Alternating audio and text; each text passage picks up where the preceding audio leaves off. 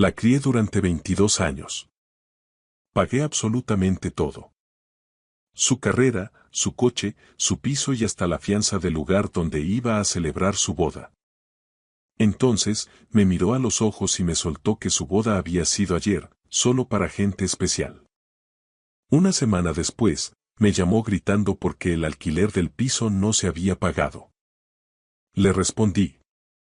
¿No te lo he dicho? Me llamo David López. Tengo 53 años y he pasado las últimas 2 décadas siendo el padre de una chica que no compartía mi sangre, pero que era mía en todo lo que importaba. O eso creía yo. Soy dueño de una cadena de lavanderías y centros de limpieza en seco con 4 locales repartidos por toda el área metropolitana de Madrid. Nada del otro mundo, pero un trabajo honrado que me permitió darle una buena vida a mi hija, Lucía. Lo suficiente para criarla, pagarle la universidad y ayudarla a empezar su camino en el mundo. El momento en que todo cambió fue un martes por la mañana. Me pasé por su piso en el barrio de Malasaña para dejarle unas cosas que se había olvidado en mi casa durante su última visita. Eran materiales para la planificación de la boda. Los planos de las mesas, los contratos con los proveedores de catering y muestras de tela. Había estado usando mi mesa del comedor como centro de mando durante meses. Llamé a la puerta. Lucía me abrió con el móvil en la mano, todavía en pijama, aunque eran casi las 11 de la mañana. Detrás de ella, pude ver cajas de mudanza. Me pareció extraño, no me había mencionado nada de mudarse. Hola, papá, dijo, sin llegar a mirarme a los ojos. Gracias por traer esto. Le entregué la caja. De nada, cariño. Oye, esta mañana estaba mirando el calendario y me he dado cuenta de que no me habías dicho la fecha definitiva de la boda. Quiero asegurarme de no cerrar nada para ese fin de semana. Ella miró su teléfono y luego volvió a mirarme. Algo cruzó su rostro. No era culpa exactamente, sino más bien como si yo fuera una molestia. Ah, dijo con un tono demasiado casual, eso fue ayer. Solo para gente especial. Me quedé allí parado, con los brazos aún extendidos en el aire, sujetando el vacío donde antes estaba la caja. Mis músculos se congelaron. Al principio, las palabras no tenían sentido. Mi cerebro intentó reorganizarlas para que dolieran menos. ¿Ayer? Repetí lentamente. Lucía asintió, dándose ya la vuelta hacia el interior de su piso. Sí, algo muy pequeño. Por lo civil y luego una cena. Ya sabes cómo va esto. Pero yo no sabía cómo iba.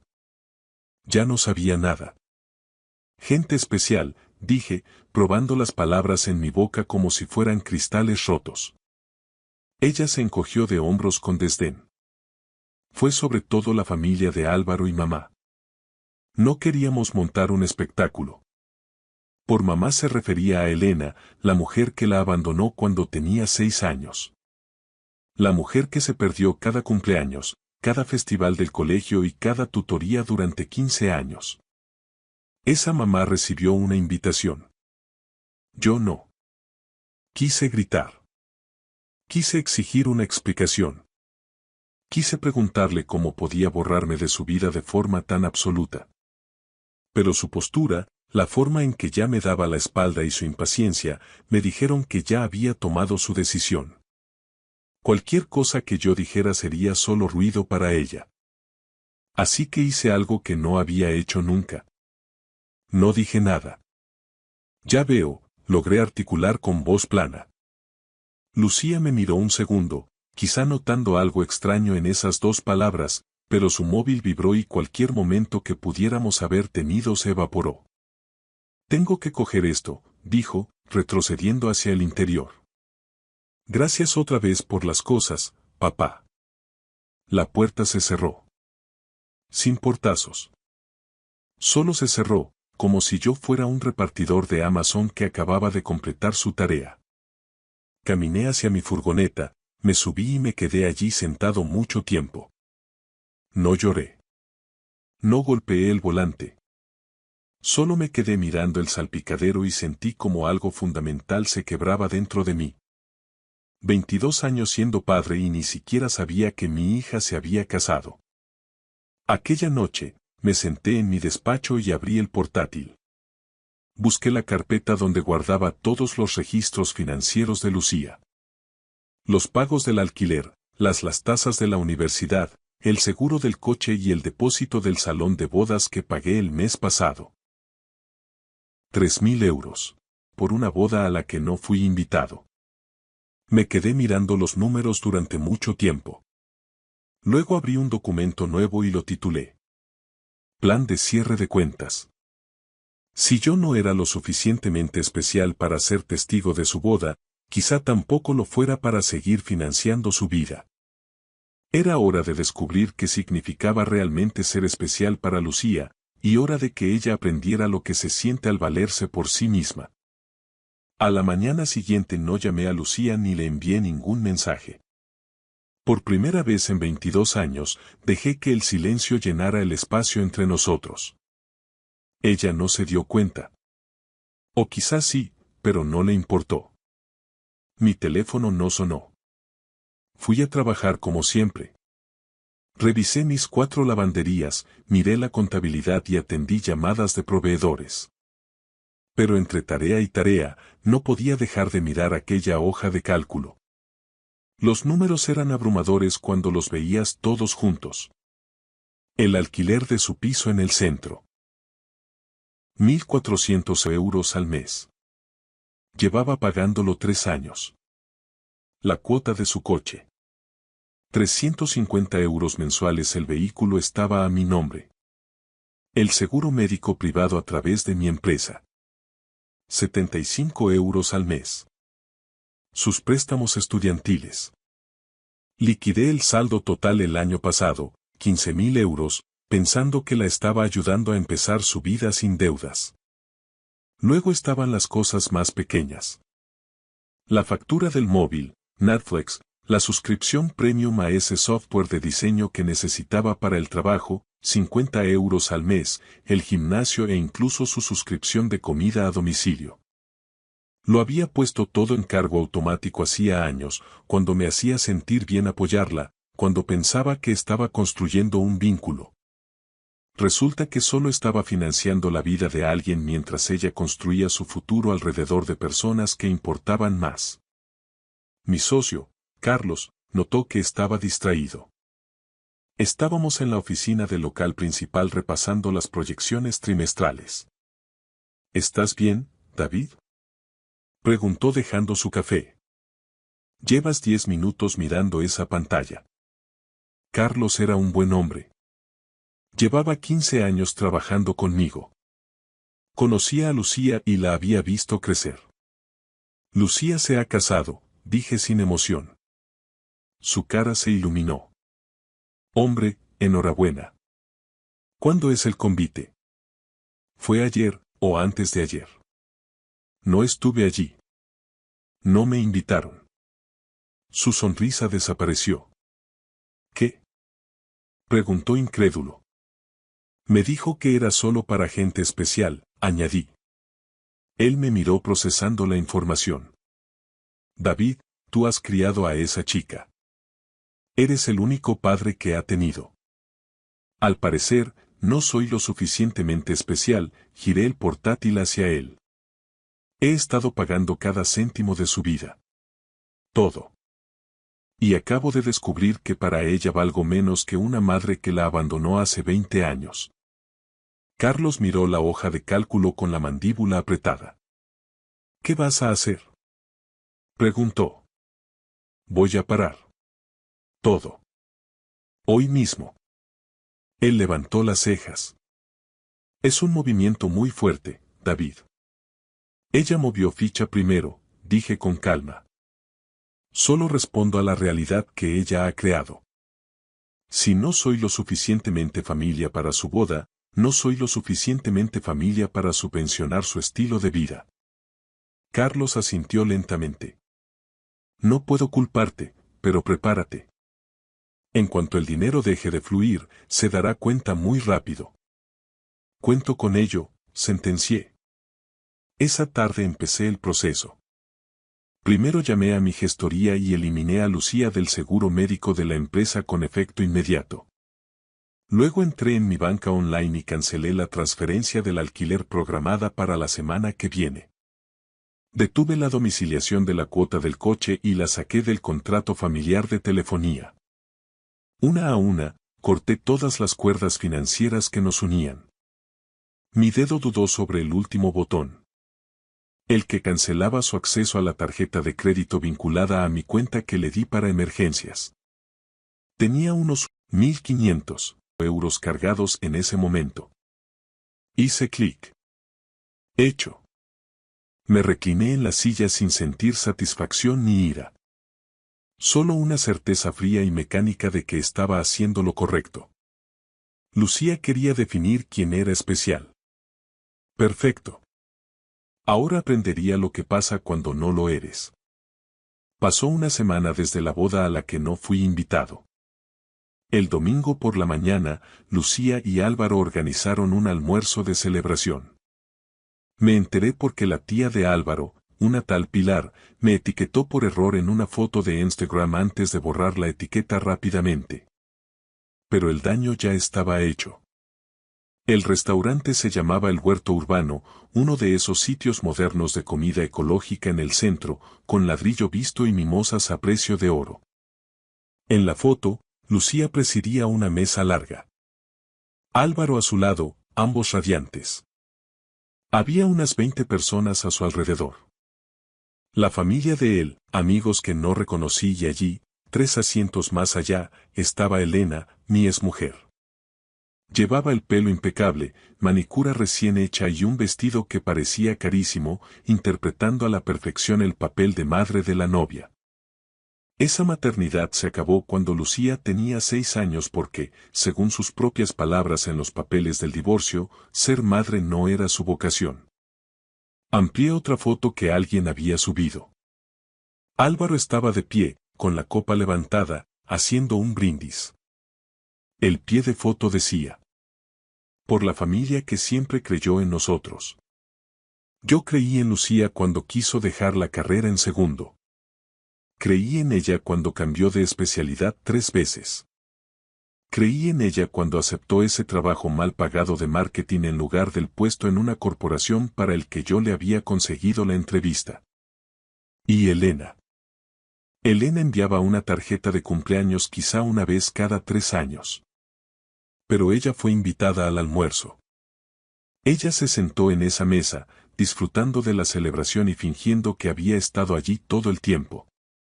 Dejé el móvil y fui a mi despacho. Saqué una caja de seguridad del armario donde guardo los documentos importantes. Dentro había 22 años de recuerdos. Notas del colegio, programas de festivales de danza, los papeles de la adopción y fotos de Lucía a todas las edades. En la mayoría salía conmigo. Enseñándole a montar en bici, en su graduación del instituto, mudándose a su primer piso. Había una foto al fondo. Lucía con 8 años, con su sonrisa mellada, sosteniendo una tarjeta de cartulina que ella misma había hecho. Al mejor papá del mundo, escrito con ceras de colores y corazones por todas partes. Me quedé mirándola un buen rato. Luego volví a meterlo todo en la caja y la cerré. La archivé como si fuera una prueba en un caso que ya había sido sentenciado. Mi teléfono vibró. Un mensaje de Carlos. He visto las fotos del almuerzo. ¿Estás bien? Le respondí, bien. Terminando de cerrar algunas cosas. Lo que estaba cerrando era la última pieza, la que me había guardado esperando que Lucía me contactara para disculparse o reconocer lo que había hecho. No lo hizo. Abrí el portátil y entré en el portal de la inmobiliaria que gestionaba el piso de Lucía. Yo había firmado como avalista de su contrato de alquiler hacía 2 años porque ella no tenía suficiente historial crediticio. Técnicamente, yo era el responsable legal de su renta. Redacté un correo al administrador informándole de que retiraba mi aval con efecto inmediato. Trámite legal hecho.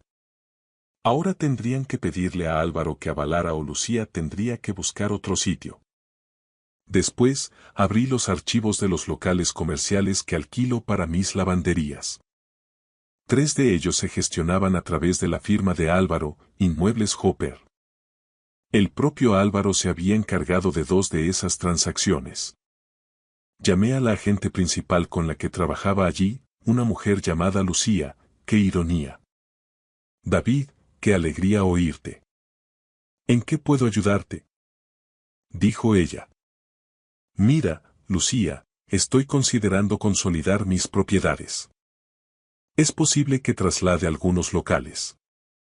Quería saber con cuánto tiempo de antelación tengo que avisar para no renovar los contratos. Hubo una pausa. Bueno, en 2 de ellos tienes 90 días. El tercero va mes a mes, respondió ella. ¿Estás pensando en mudarte? Solo explorando opciones. Gracias, contesté. No tenía intención de mudarme, pero Álvaro no lo sabía.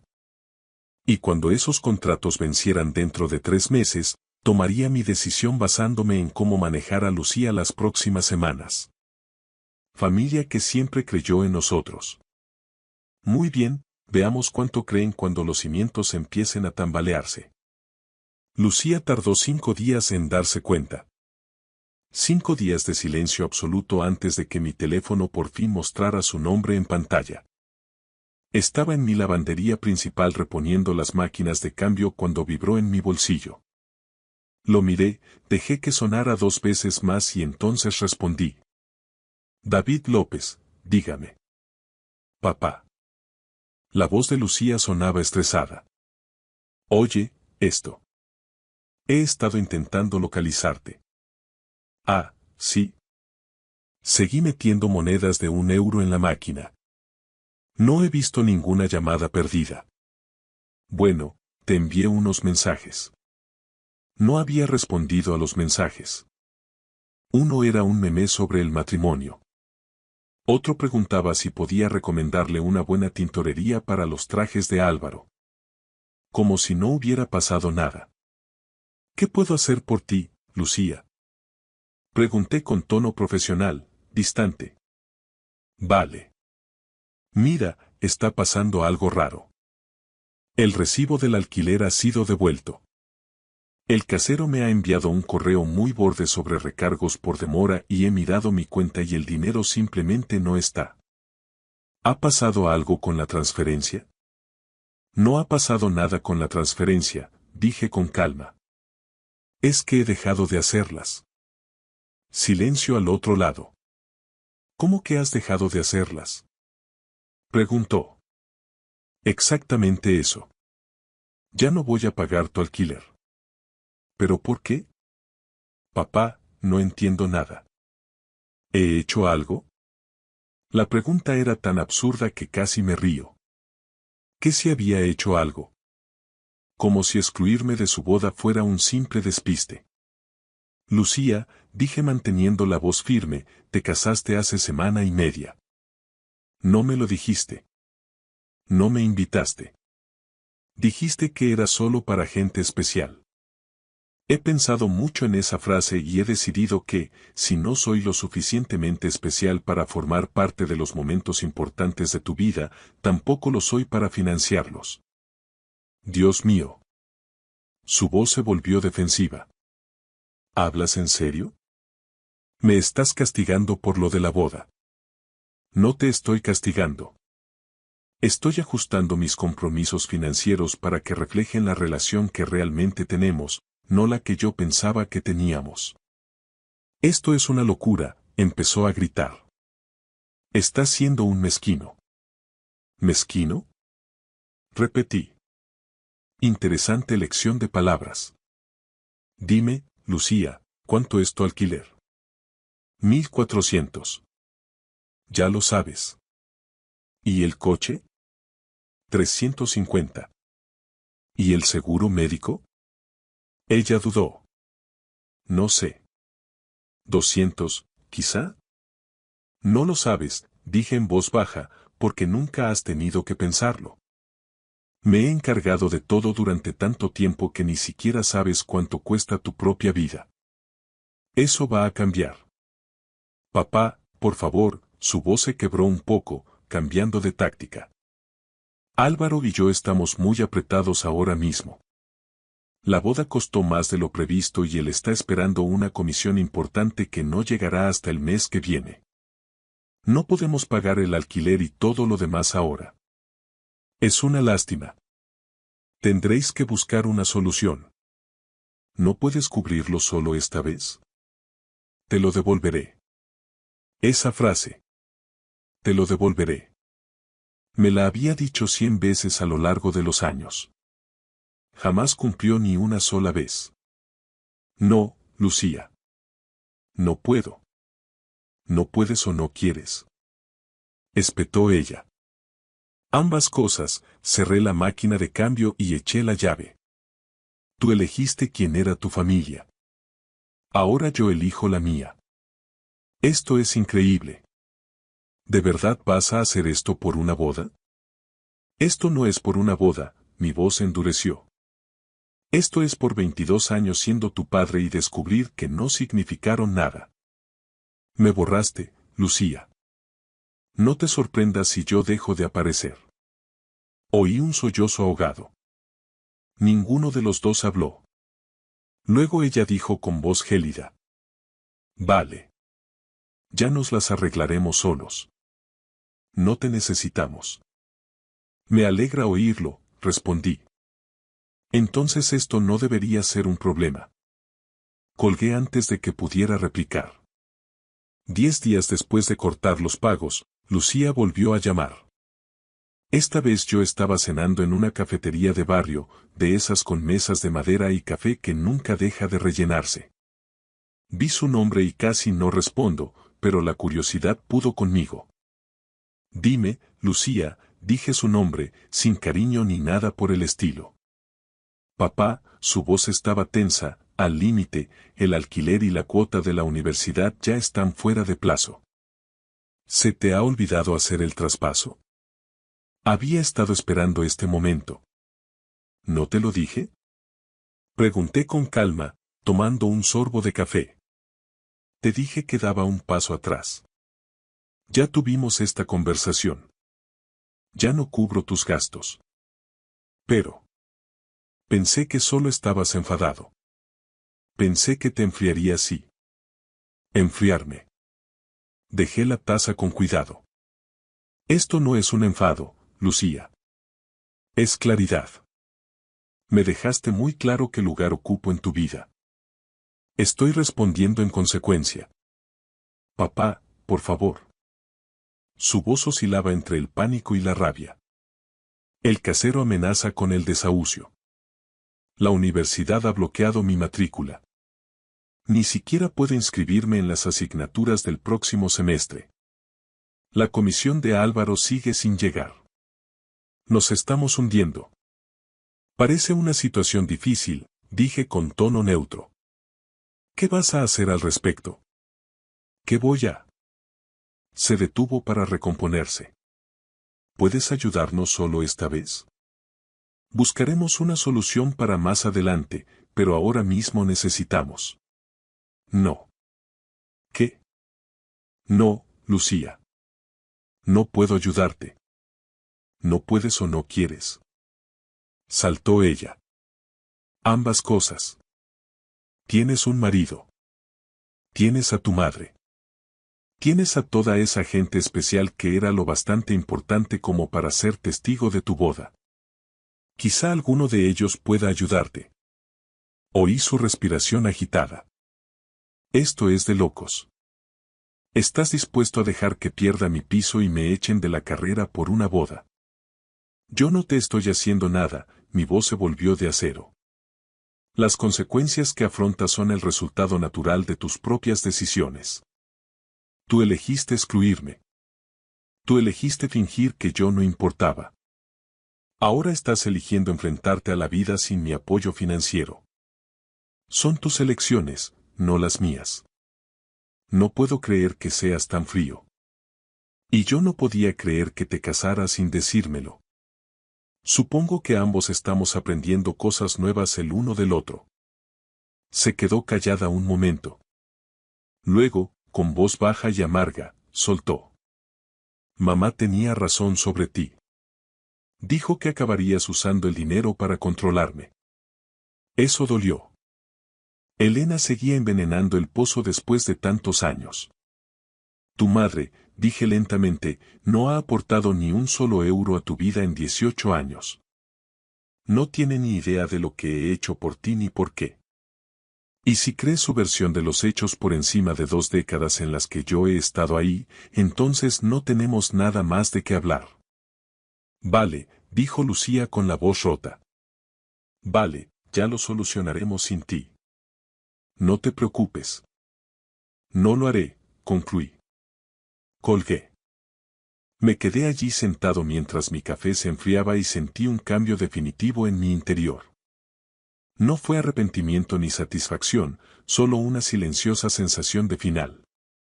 El puente estaba ardiendo y yo era quien había encendido la cerilla. Pilar, la tía de Álvaro, no era el tipo de mujer que pasaba por alto los detalles. A sus 63 años, tras 4 décadas como auxiliar jurídica, la observación era su superpoder. Así que, cuando asistió al almuerzo de su sobrino y notó las omisiones, las preguntas desviadas y la forma en que Elena se pavoneaba contando anécdotas de la infancia de Lucía, sus instintos se activaron. Algo no encajaba. Esa noche hizo lo que cualquier buena profesional haría. Investigar. Empezó por las redes sociales. El Facebook e Instagram de Lucía eran una mina de oro. Encontró un álbum titulado Mi héroe de hacía 6 años. Fotos de Lucía con un hombre al que Pilar no había visto en el almuerzo y del que nunca había oído hablar. David López. Allí estaba él en su graduación, rebosante de orgullo mudándola a la universidad enseñándole a conducir. Decenas de fotos que abarcaban años. Siempre allí, siempre presente. Pilar siguió bajando. Encontró un post de hacía 3 años. No podría haber terminado la carrera sin el apoyo de papá. Eternamente agradecida por todo lo que ha hecho por mí. Papá, no David. Papá. Pilar abrió otra pestaña y buscó el nombre de David.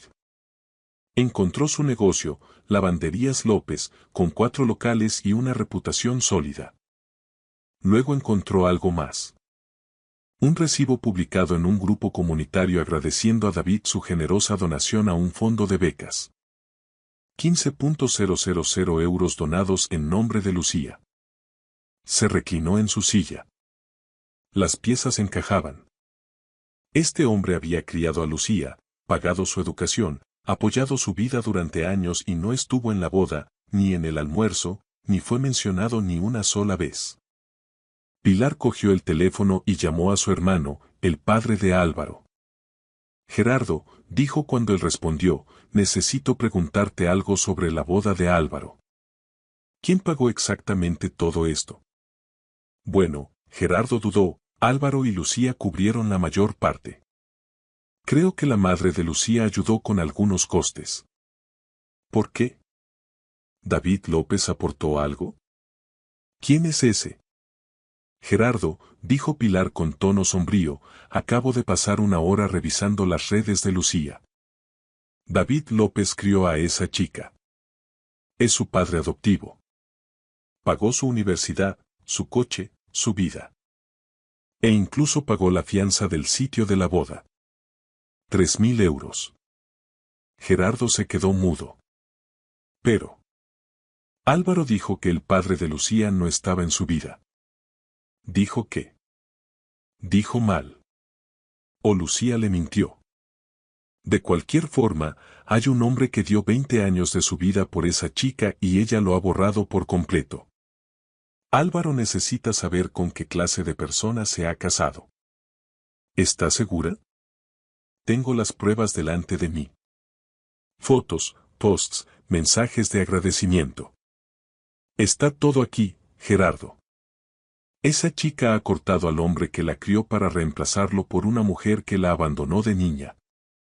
Y nadie en ese almuerzo tenía ni idea. ¿Qué quieres que haga?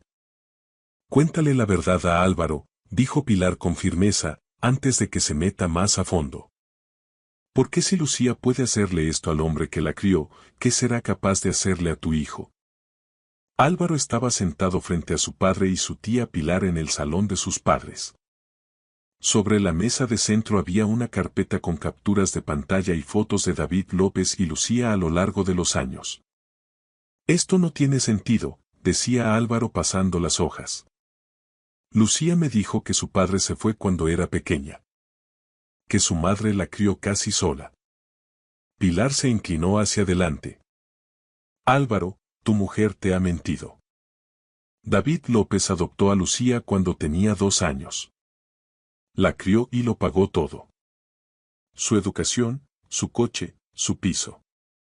Incluso pagó los 3.000 euros del depósito para vuestra boda. Álvaro palideció. ¿El depósito del salón?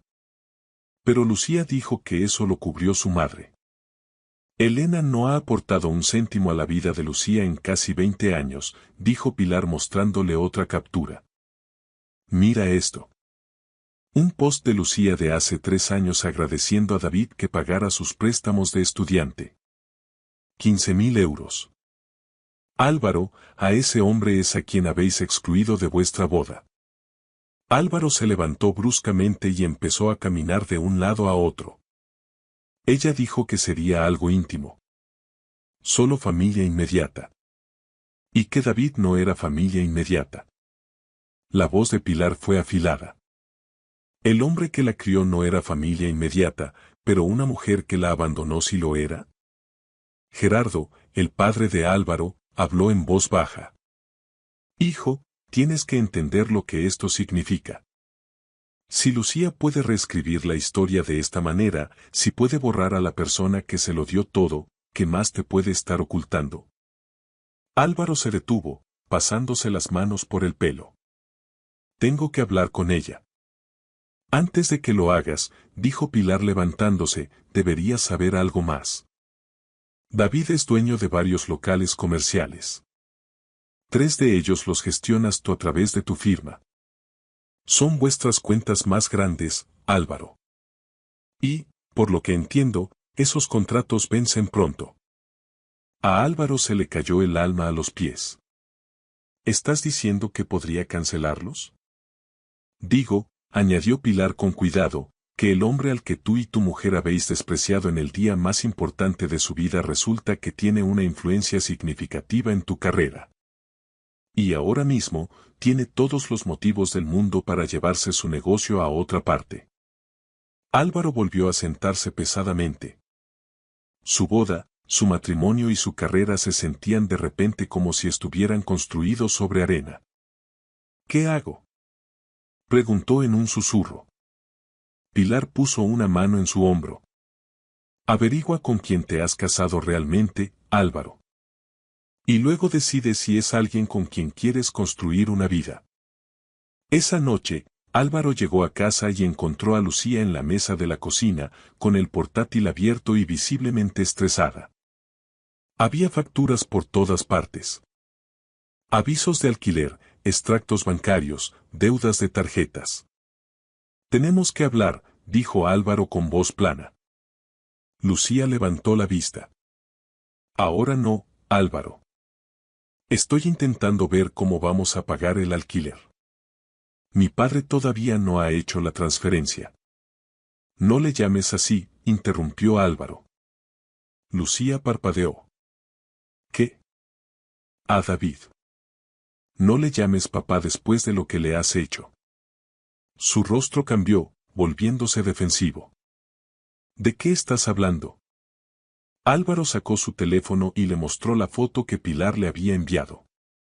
Lucía de adolescente con David en su graduación. ¿Quién es este, Lucía? Ella miró la foto y desvió la vista. Es David. Ya te hablé de él. No, no lo hiciste. Me dijiste que tu padre no estaba en tu vida. Me dijiste que tu madre te crió. Pero David López te adoptó cuando tenías 2 años. Pagó tu carrera, tu coche, tu piso. Pagó 3.000 euros por el sitio de nuestra boda, una boda a la que no fue invitado. Lucía se levantó, haciendo que la silla chirriara contra el suelo. ¿Quién te ha contado todo eso? ¿Qué importa? Es verdad, ¿no? Ella se cruzó de brazos. Es complicado. No lo es, Álvaro levantó la voz. Me mentiste. Me dijiste que eras independiente, que te habías pagado tú los estudios. Pero todo el tiempo había un hombre financiándolo todo y lo borraste de tu historia, de nuestra boda. No lo borré.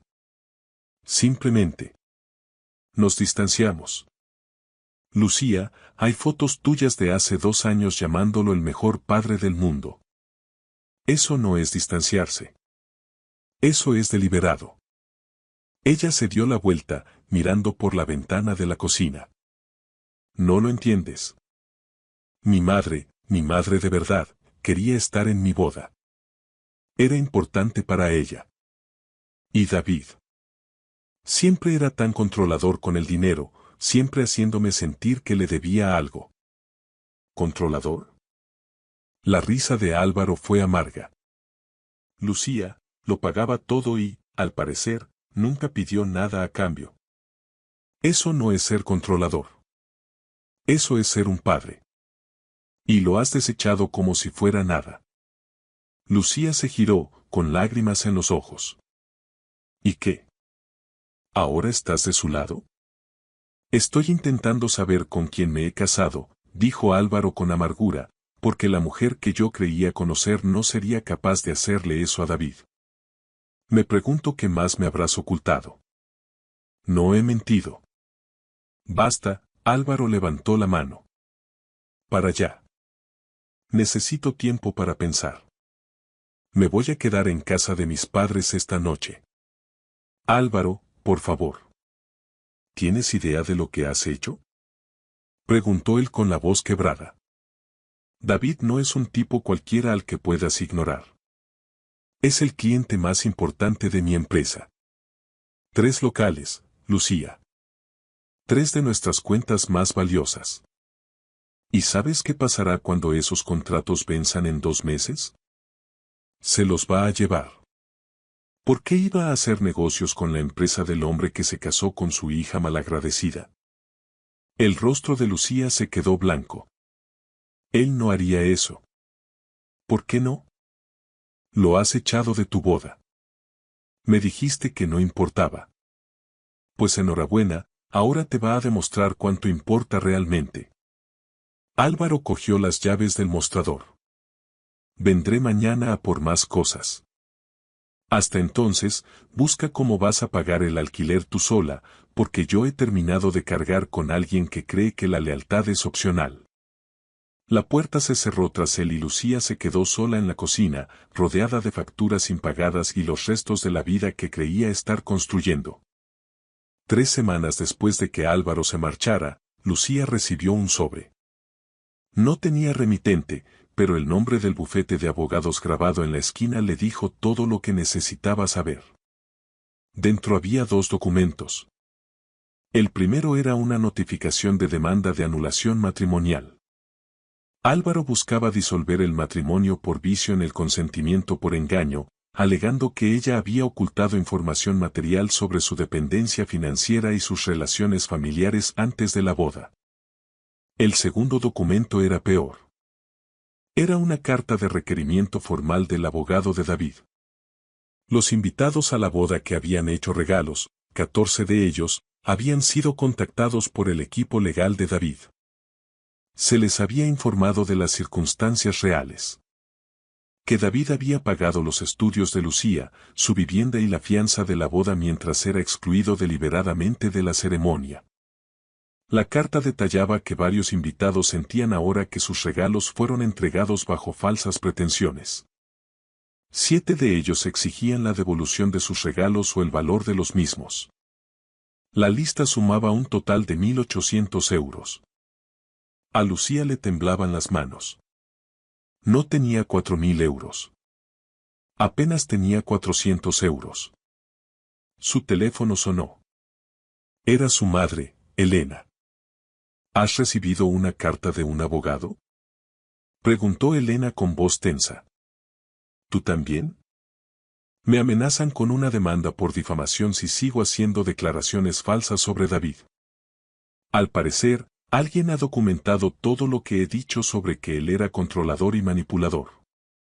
Lo llaman calumnias e injurias. Lucía sintió que las paredes se le echaban encima. ¿Qué hacemos? ¿Hacemos? No hay ningún hacemos, Lucía. No voy a dejar que me demanden porque tú decidieras quemar puentes con tu gallina de los huevos de oro. Arréglatelas tú sola. La línea se cortó. Lucía se sentó en su piso vacío. Álvaro se había llevado casi todas sus cosas y se quedó mirando los papeles legales. Su matrícula universitaria estaba suspendida. Su casero había iniciado los trámites de desahucio. Sus tarjetas de crédito estaban al límite y ahora sus propios invitados querían que les devolviera el dinero. Abrió el portátil y buscó el nombre de David en Facebook. Su perfil ahora era privado, pero la página de su negocio seguía siendo pública. Allí, publicada justo ayer, había una foto de él con una mujer joven con toga y birrete.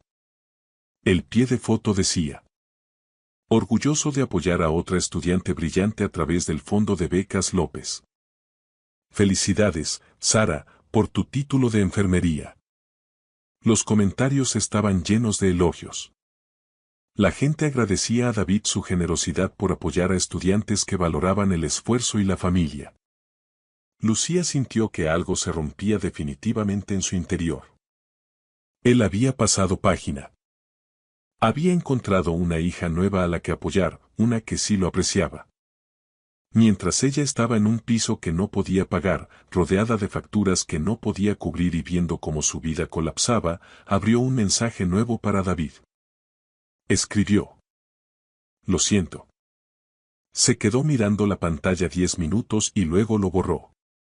¿Para qué? Un lo siento no pagaba el alquiler. Un lo siento no borraba lo que había hecho. Cerró el portátil y se quedó en silencio, comprendiendo por fin todo lo que había perdido. Me encontraba en el aparcamiento de mi nueva lavandería, viendo cómo los operarios terminaban de colocar el cartel exterior. Esta estaba en la otra punta de la ciudad, lejos de la zona de influencia de la inmobiliaria de Álvaro. Había trasladado todo mi negocio a una gestoría diferente hacía 4 meses. No había vuelto a saber nada de Álvaro desde entonces. Carlos se acercó a mí con un café en la mano. El nuevo sitio tiene buena pinta, David. Gracias. Deberíamos abrir el mes que viene. ¿Has sabido algo de Lucía? Preguntó con cuidado. Negué con la cabeza. Nada en meses. Lo último que me llegó por ahí es que se ha vuelto a vivir con Elena y que trabaja en una tienda de ropa. ¿Y Álvaro? La anulación salió adelante. Se volvió a casar el mes pasado con alguien de su parroquia. Pilar me envió una foto. Se le ve feliz. Carlos asintió. Mejor para él. Se merecía algo más que lo que Lucía le hizo pasar. Mi móvil vibró. Un mensaje de Sara, la estudiante de enfermería a la que estaba ayudando con la beca, Sr. López, acabo de cobrar mi primera nómina. Le invito a comer para celebrarlo. No acepto un no por respuesta. Sonreí. Sara me recordaba a lo que yo pensaba que era Lucía. Agradecida, trabajadora, auténtica. En los últimos 8 meses he llegado a conocerla a ella y a otros becarios. Ninguno era un reemplazo para Lucía, pero me daban algo que me faltaba. Un propósito sin dolor. Hiciste lo correcto, David, dijo Carlos leyendo mi expresión, al marcharte cuando lo hiciste. No siempre se siente como lo correcto, admití, pero era necesario. Caminamos de vuelta al coche. Mientras conducía a casa, pasé por la calle donde solía vivir Lucía. Seguí de largo sin siquiera mirar hacia allí. Esa noche, abrí mi despacho y miré la caja de seguridad que había archivado meses atrás. La de las fotos y recuerdos de Lucía. Pensé en tirarla 100 veces, pero nunca pude hacerlo. Quizá algún día lo haga. O quizá la guarde como un recordatorio. No de lo que perdí, sino de lo que aprendí. Aprendí que el amor sin respeto es solo explotación. Que la generosidad sin gratitud se convierte en derecho adquirido. Que ser padre significa saber cuándo sostener y cuándo soltar. Cerré la caja y volví a guardarla en el armario.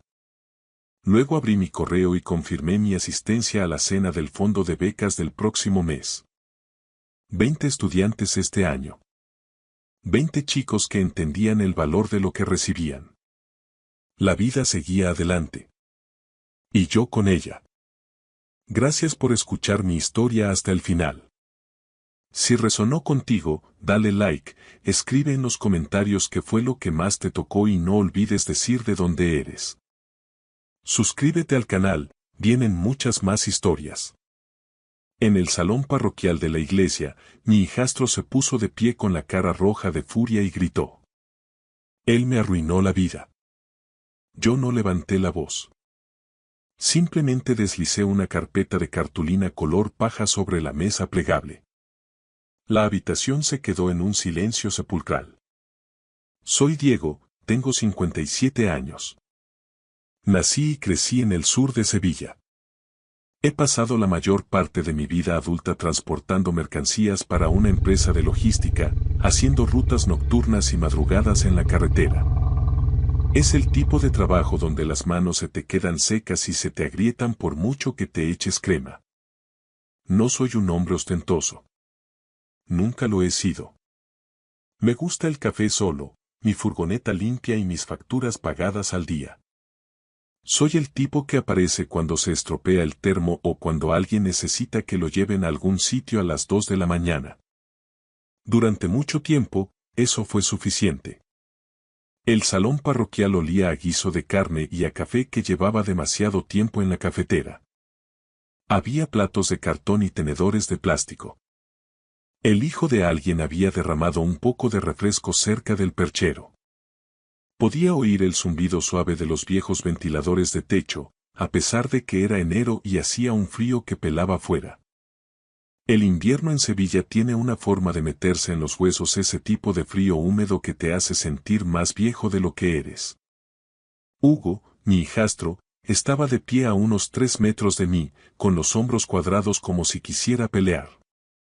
Tiene 26 años, es delgado, con buen pelo y buena dentadura, el tipo de chico al que le han dicho que tiene potencial toda su vida y que usa esa palabra como si con ella se pagara el alquiler. No te hagas la víctima, dijo lo suficientemente alto para que todo el salón lo oyera. Me lo has quitado todo. Mi coche, mi móvil, mi piso. Yo no te he quitado nada, dije con calma. Mi propia voz me sorprendió. No temblaba. No estaba enfadada. Simplemente era firme. He dejado de pagar cosas que nunca me correspondió pagar en primer lugar. Hugo miró a Carmen, mi mujer, como un niño que busca a un árbitro. Carmen estaba junto al termo de café, con las manos apretando un vaso de poliestireno como si fuera lo único sólido en el mundo. No dijo ni una palabra. Había estado haciendo mucho eso últimamente. Aquel día en el salón no fue el principio de mi historia. Fue el final de un camino largo y silencioso. Pero si quieres entender por qué una sala llena de gente de la parroquia se quedó callada ante una carpeta, tienes que volver conmigo a la mesa donde aprendí cuánto valía mi silencio. Era un viernes por la noche, una de esas noches en las que Sevilla parece medio dormida pero las calles siguen concurridas. Yo acababa de terminar una ruta y Carmen me envió un mensaje. Foster's Hollywood. 18:30. Hugo viene. Por favor, no empieces nada. Esa frase, por favor, no empieces nada, ya me revolvió el estómago porque yo no había empezado nada en años. Había estado tragando cosas. Eso es lo que había estado haciendo. El restaurante estaba en un centro comercial que se parecía a cualquier otro de la periferia. Un aparcamiento enorme, carteles luminosos y el olor a comida frita flotando en el aire frío cada vez que se abría la puerta. El viento era desagradable, cortaba de lado en el parking. Sentí cómo se colaba bajo mi cuello al entrar. Dentro, el ambiente era cálido y ruidoso. Música animada, camareros esquivando mesas con bandejas, gente riendo, el tipo de sitio donde se supone que debes relajarte. Carmen ya estaba allí, con su forro polar gris. Tenía el pelo recogido y esas líneas de cansancio alrededor de los ojos que antes me parecían dulces. Hugo estaba sentado frente a ella con una sudadera nueva y zapatillas caras de marca, dándole toques a su móvil como si el mundo fuera con retraso por su culpa. Apenas levantó la vista cuando me senté en el reservado. Buenas, dije. Hola, respondió Carmen rápido, como quien tacha una tarea pendiente. Hugo no dijo nada. Solo sonrió con superioridad y siguió haciendo scroll. Un camarero nos trajo las cartas. Yo no la necesitaba. Siempre pedía lo mismo. Un solomillo con patata asada y ensalada. A Carmen le gustaban los fingers de pollo. Hugo pidió algo con extra de bacon como si estuviera orgulloso de ello. Al principio fue una charla trivial. Carmen me preguntó por la ruta. Le dije que las carreteras estaban resbaladizas cerca de Carmona. Hugo habló de una oportunidad que tenía con un amigo, algo por internet, algo grande. Entonces Carmen preguntó con suavidad.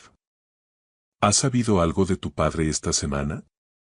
Ahí fue cuando Hugo se reclinó en el asiento como si hubiera estado esperando ese momento. Sí, dijo lo bastante alto como para que la mesa de al lado pudiera oírlo. A papá le va genial. Acaba de alquilar un sitio nuevo. Un buen piso. Y tiene una mujer nueva. Me lanzó una mirada, de esas que avisan que va a decir algo que ha estado guardando. Los ojos de Carmen se dirigieron a mí rápidamente y luego bajaron a su vaso de agua. Hugo se inclinó hacia adelante. ¿Quieres saber qué dijo papá? Dijo que no puede creer que mamá se conformara con tan poco. Sentí que el calor me subía por el cuello. No era rabia exactamente, era más bien humillación, como si alguien me hubiera vertido refresco caliente por la espalda. Hugo, susurró Carmen. Él la ignoró con un gesto. No, hablo en serio. Mamá se comporta como si esto fuera una familia feliz, pero vamos. Me miró directamente a los ojos y soltó la bofetada. Eres un perdedor. Mi padre no lo es. La palabra perdedor se quedó suspendida en el aire. Por un segundo, lo único que oí fue un tenedor raspando un plato detrás de mí. El tintineo del hielo en un vaso. El hilo musical de fondo. La vida seguía. Miré a Carmen. Esperé. Ella ni siquiera levantó la vista.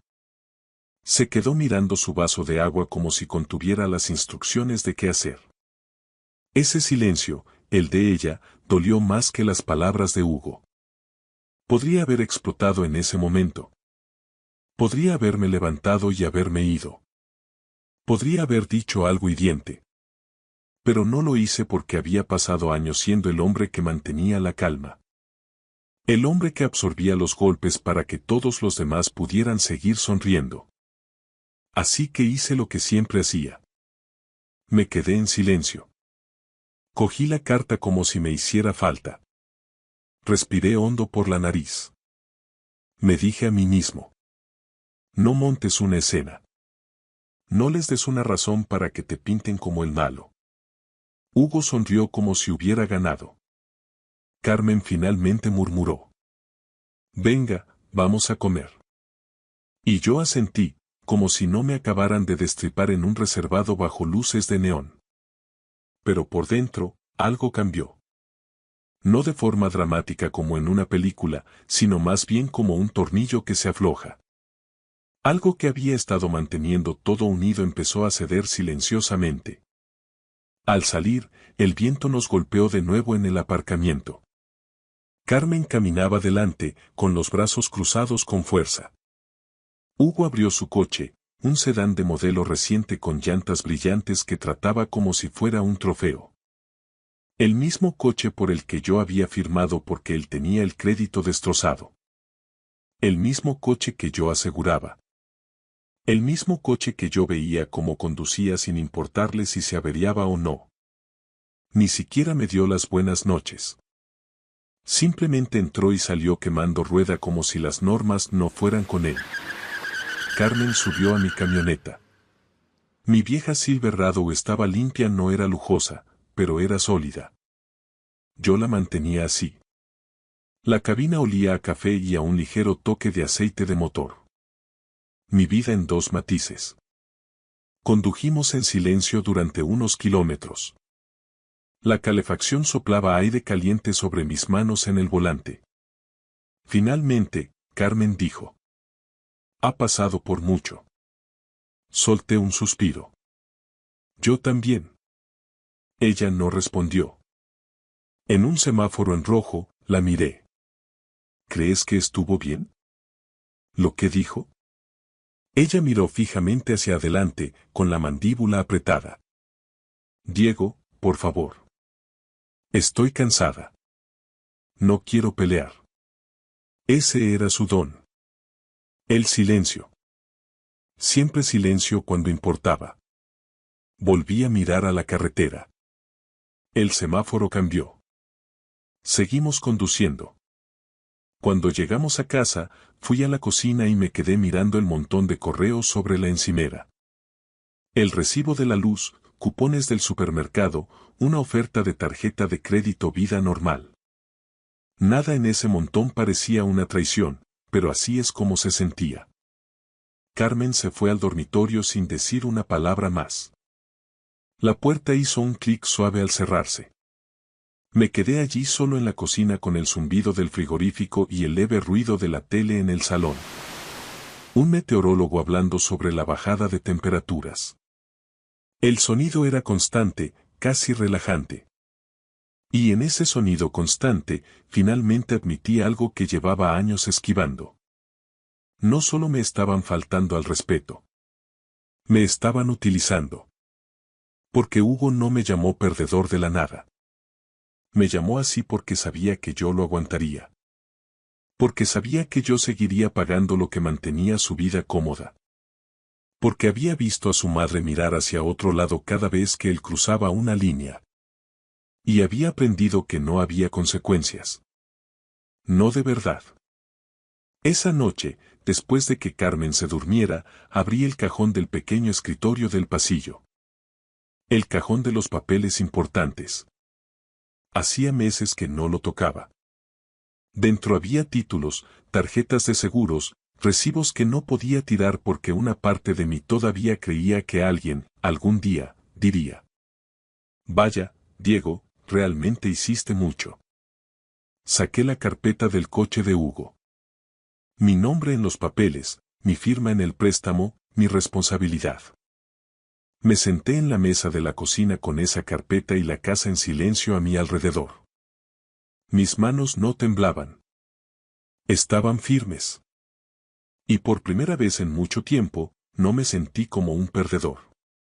Me sentí como un hombre que ya ha tenido suficiente. A la mañana siguiente, me desperté antes de que sonara la alarma. Eso no era inusual, llevaba tanto tiempo haciendo rutas nocturnas que mi reloj biológico no se fiaba del sueño.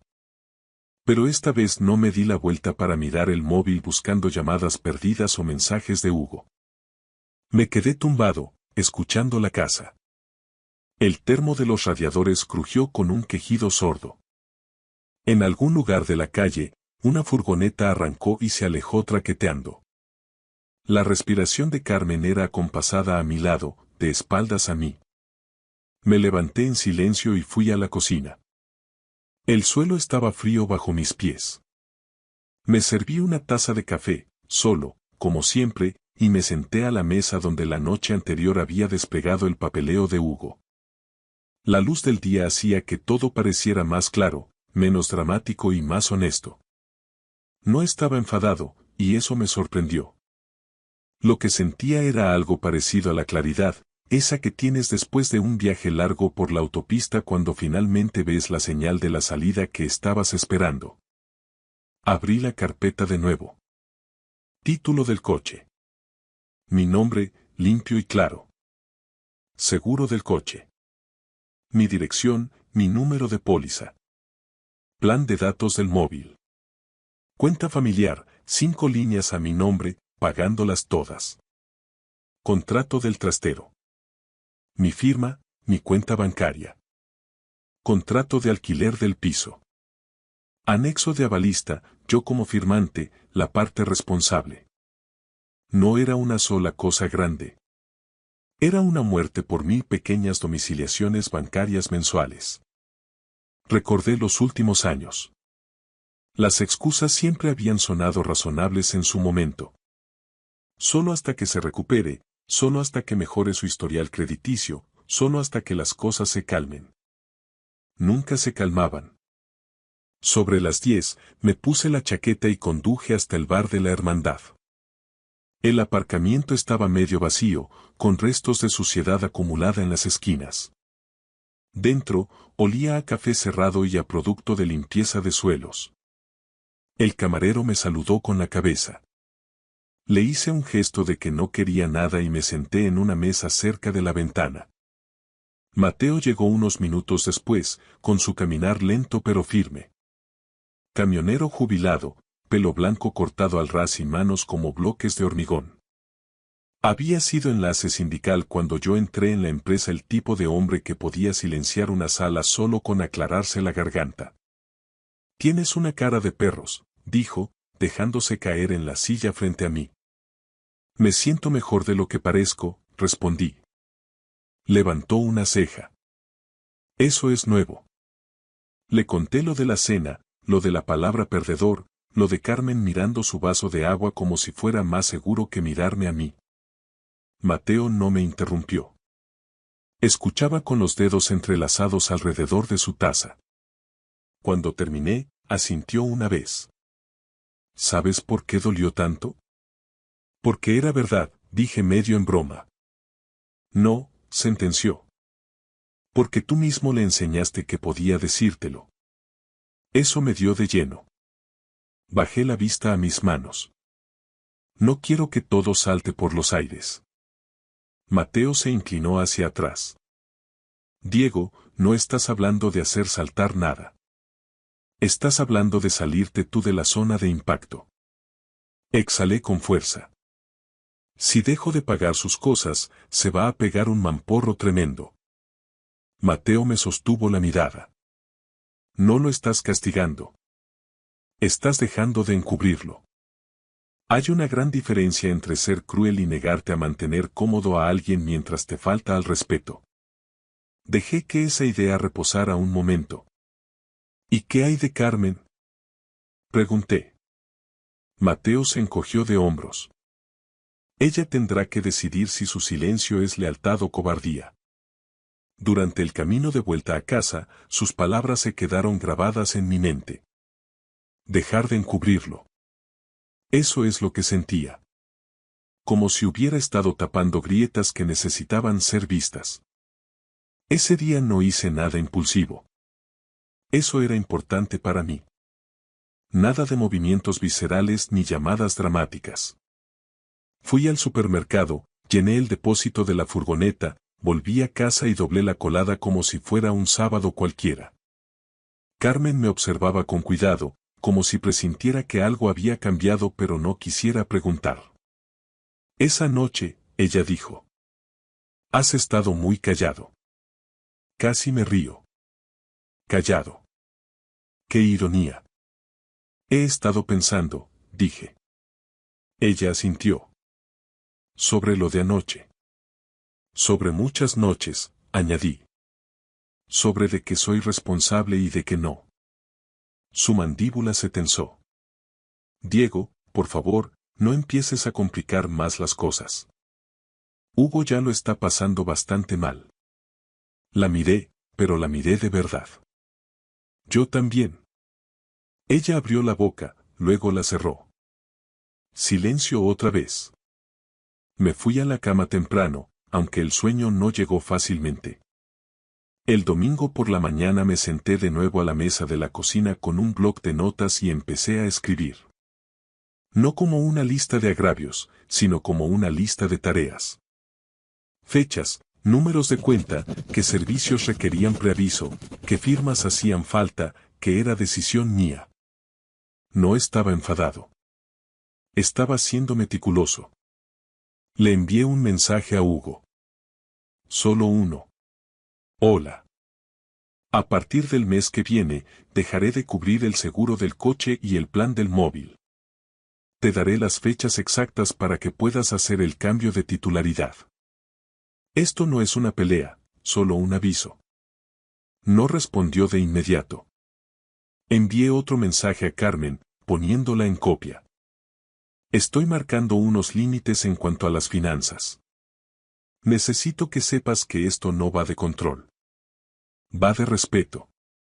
Ese mensaje se quedó sin leer durante horas.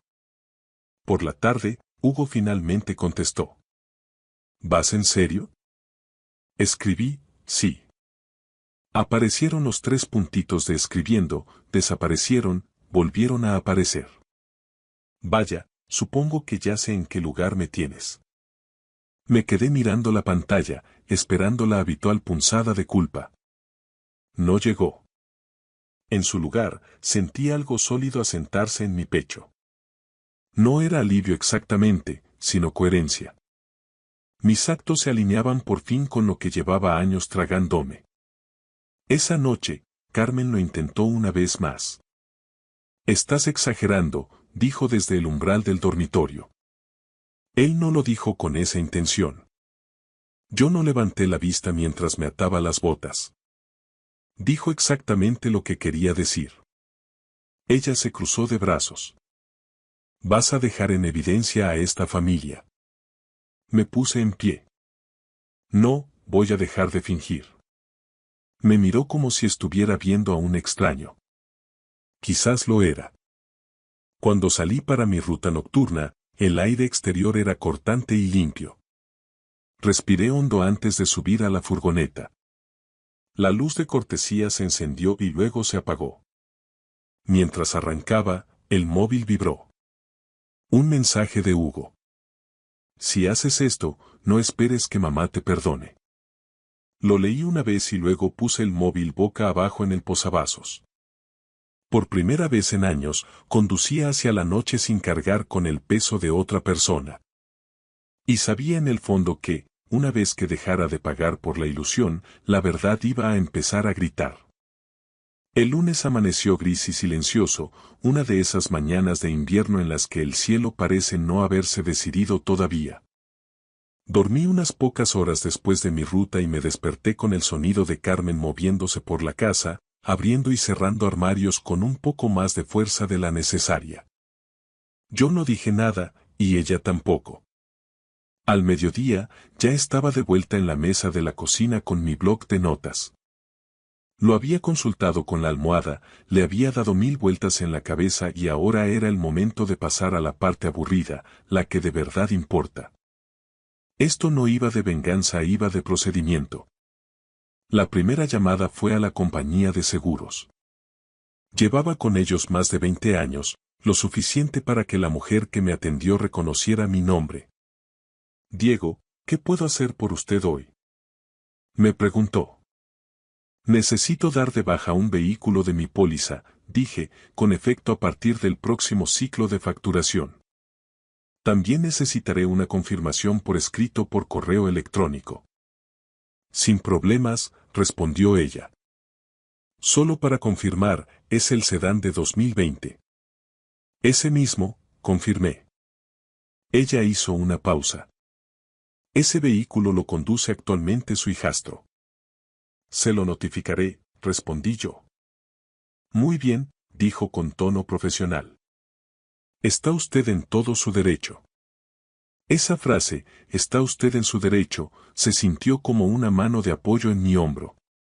Lo siguiente fue el plan del móvil. Lo mismo. Sin gritos, sin discursos, solo fechas y confirmaciones. Pedí la hora exacta en que terminaría el servicio para que Hugo no pudiera decir que lo había pillado por sorpresa. Después, el trastero. Fui en persona, con el viento atravesándome la chaqueta mientras cruzaba el recinto. El encargado era un chico joven con ojos cansados.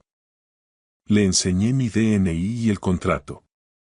Necesito programar una ventana de acceso supervisado para el usuario secundario, le dije, y, después de eso, quiero que se cambie el código de seguridad. Él asintió. Pasa constantemente, dijo. Me sorprendió aquello. Constantemente. A media tarde, ya había tachado la mitad de mi lista. Me sentía agotado, pero no tenía ese nudo en el estómago que esperaba. Era más bien como si hubiera pasado el día limpiando un garaje. Polvoriento y cansado, pero un trabajo honesto.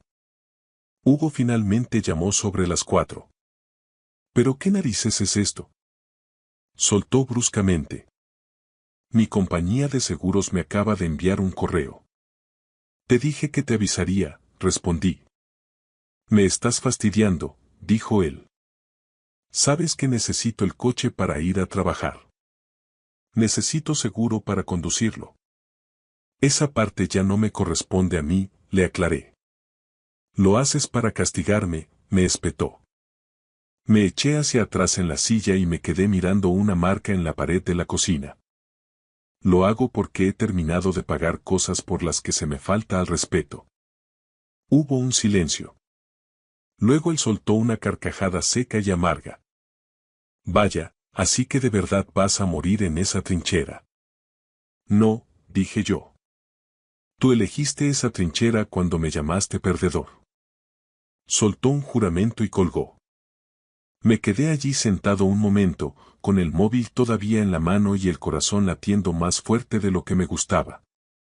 Ahí estaba la parte que tanto temía, el momento en que la duda intenta colarse. Estuve a punto de devolverle la llamada. Casi. En su lugar, cogí lo último de mi lista. El contrato de alquiler. Esto llevó más tiempo. Llamé a la oficina de gestión de la propiedad y expliqué que era una balista que necesitaba retirarse según los términos del contrato. La mujer me envió un formulario y me explicó el proceso. Tendrá que cumplir los requisitos por su cuenta o presentar un nuevo avalista, me dijo. Hasta entonces, emitiremos un aviso. Entendido, dije. Imprimí el correo y lo deslicé en la carpeta con el resto. Esa noche, Carmen finalmente habló. Ya lo has hecho, ¿verdad? Dijo desde la puerta, con los brazos cruzados. Lo estoy haciendo, corregí. Ella sacudió la cabeza. Me ha llamado llorando, Diego. La miré. ¿Ha mencionado lo que me dijo a mí? Ella desvió la mirada. Ya sabes cómo se pone cuando está estresado. Yo también, dije, pero a mí nadie me da un pase gratuito por ello. Su voz subió de tono. Estás haciendo que entre en pánico. Mantuve la mía baja. Tiene 26 años. Me miró como si no me reconociera. Quizás no lo hacía. Aquella noche, el pánico de Hugo empezó a aparecer por partes. Primero, un mensaje. Mi jefe dice que vuelvo a llegar tarde porque no tengo cómo ir. Luego otro. Los del trastero dicen que solo tengo 2 días para sacar mis cosas. Y después. ¿Ya estás contento? No respondí. 2 días después, recibí una llamada de un número desconocido. Era la oficina del piso. Señor, su hijastro no ha cumplido los requisitos de recalificación. Hemos emitido el aviso de desalojo. Solo para mantenerle informado, dijo la mujer. Gracias, respondí. Esa misma tarde, vi el coche de Hugo aparcado torcido en nuestra entrada, con una notificación de color naranja brillante bajo el limpiaparabrisas. Sin seguro. No sentí regocijo al verlo, sentí cansancio. Más tarde, esa noche, Carmen se sentó en el borde de la cama y dijo en voz baja: «No tenías por qué dejar que llegara tan lejos». Apagué la lámpara. Esto llegó lejos hace mucho tiempo. Yo solo he dejado de fingir que no era así. Una semana después de la cena, las consecuencias terminaron de alinearse. Hugo perdió su trabajo. Nada dramático. Simplemente política de asistencia y falta de excusas aceptables. El coche desapareció por la mañana, remolcado legalmente tras estar aparcado sin seguro en la calle. Su móvil se apagó. El trastero se bloqueó. Sin trabajo, sin coche, sin sitio donde vivir. Me quedé ante el fregadero de la cocina esa mañana viendo el vapor subir de mi café y sentí un nudo en el estómago. No era arrepentimiento, ni satisfacción. Era responsabilidad. Entonces llegó el correo. Entre folletos y facturas había un sobrecertificado con mi nombre y el logotipo de un banco en la esquina. Firmé, lo puse en la mesa y me lo quedé mirando. No había abierto ninguna cuenta nueva en años. Rompí el sello y leí la primera línea. Nos ponemos en contacto con usted en relación con la actividad reciente en su cuenta.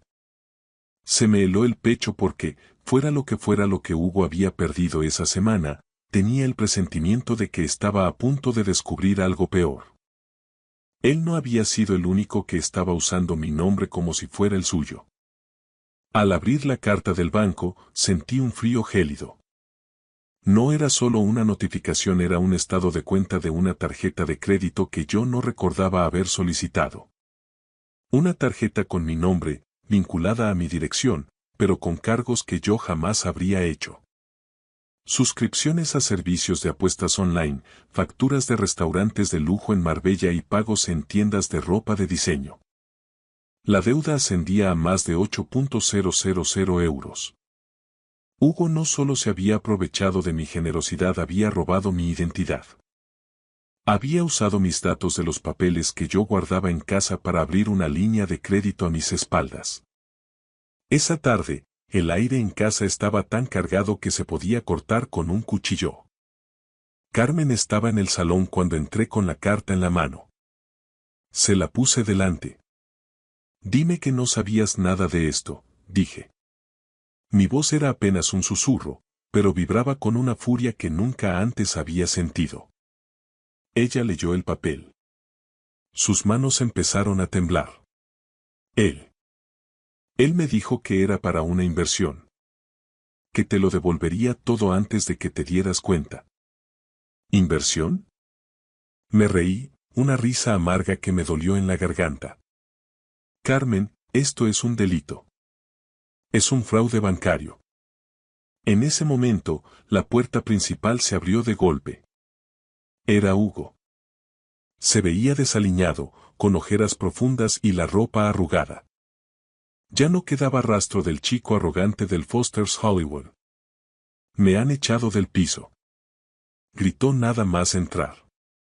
«Diego, tienes que llamar a esos tíos ahora mismo y decirles que...». Se detuvo al ver la carta sobre la mesa. El silencio que siguió fue absoluto. «Es el final, Hugo», dije con una calma que me asustó a mí mismo. «He llamado a la policía antes de entrar por esa puerta. He denunciado el fraude de la tarjeta». Hugo se puso pálido. Carmen soltó un grito ahogado. «Es tu hijo», le gritó ella a él, y luego a mí. «Diego, es solo un chico, no puedes hacerle esto». «No es mi hijo», respondí mirándola a los ojos. «Y ya no es un chico. Es un hombre que ha decidido robar a la persona que le daba de comer». Lo que siguió fue un caos de gritos y súplicas. Hugo pasó de la rabia al llanto en cuestión de segundos, la misma táctica que siempre le había funcionado con su madre. Pero yo ya no estaba escuchando.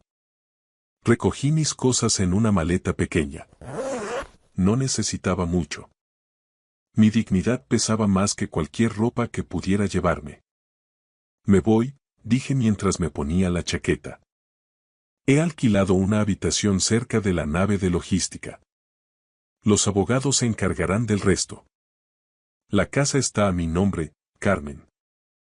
Tienes 30 días para decidir qué vas a hacer, pero yo ya no voy a pagar ni un céntimo más de los caprichos de Hugo. Salí a la calle. El aire de Sevilla era húmedo y frío, pero por primera vez en años sentí que podía respirar. Pasaron 3 meses. Ahora vivo en un pequeño apartamento cerca del río. Es sencillo, casi austero. Tengo una mesa, una cama y una cafetera que hace un café excelente. No hay gritos, no hay deudas ocultas, no hay el peso constante de la decepción de otra persona. El juicio por el fraude sigue su curso. Hugo se enfrenta a una pena de prisión suspendida y a una multa económica que tendrá que pagar trabajando, de verdad, por primera vez en su vida. Carmen y yo estamos en proceso de divorcio. Fue duro, pero entendí que su silencio en aquella cena no era cansancio, era complicidad. Y yo merezco a alguien que hable por mí cuando alguien me llama perdedor. Ayer, después de mi ruta, me senté en un banco frente al Guadalquivir. El río se movía lento y constante, ajeno a los dramas humanos. Sacudí mis manos, todavía un poco secas por el trabajo, y sonreí. He aprendido que el silencio puede mantener la paz, pero también puede enseñar a los demás a quitarte todo sin consecuencias. Los límites no te hacen cruel, te hacen honesto. Si alguna vez te has callado para no molestar, si has pagado el precio de la comodidad de otro, pregúntate quién te protege a ti. Yo ya sé la respuesta. Me protejo yo.